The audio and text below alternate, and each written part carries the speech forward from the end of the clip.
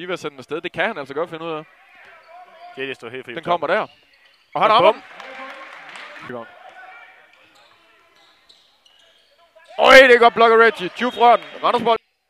Meget sejt. Ind til Reggie. Øj, det er god pump fake. Step back. Og den går i. Godt sat i. Den var han også selv tilfreds med. Ja. Heller ikke nogen grund til. David Crisp med den.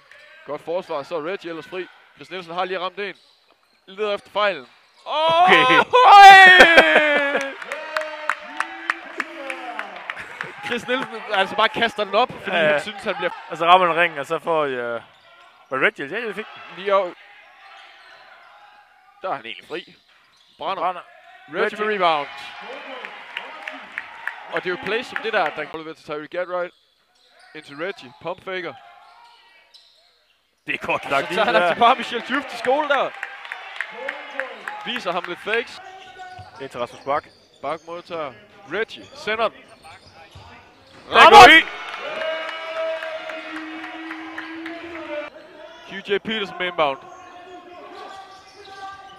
Reggie får hånd på, og det er Randersbold. Kæmpe fejl til Sean Stevens. Han prøver at slå til den der.